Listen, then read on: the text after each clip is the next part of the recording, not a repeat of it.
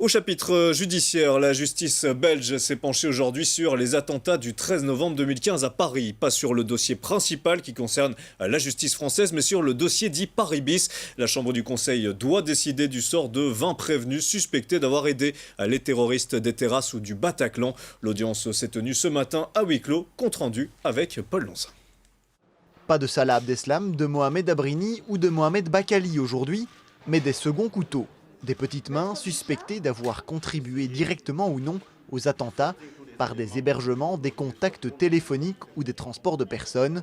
La question est donc de savoir si les prévenus connaissaient les intentions des terroristes. Conduire son ami à l'aéroport Charles de Gaulle. Bon ben voilà, a priori c'est un acte qui est licite que de conduire un ami à l'aéroport. Ce n'est pas une activité qui est illégale. Alors maintenant, quand il le conduit à l'aéroport, est-ce qu'il savait que ? Avait-il conscience, avait-il connaissance ? La plupart des inculpés contestent les faits qui leur sont reprochés. Il n'a apporté aucune aide, directe ou indirecte, à ce qui s'est passé ici.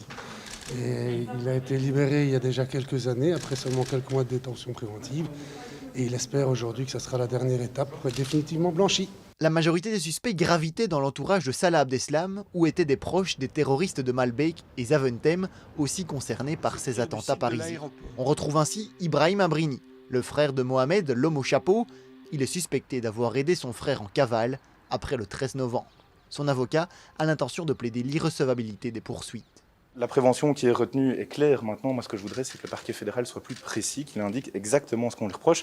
Et j'ai également déjà indiqué que si en termes de citation, les choses n'étaient pas plus claires, eh bien, je déposerai très certainement des conclusions en irrecevabilité de la procédure au fond.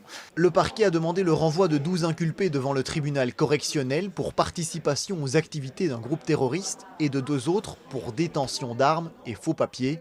La Chambre du Conseil rendra son ordonnance le 24 février.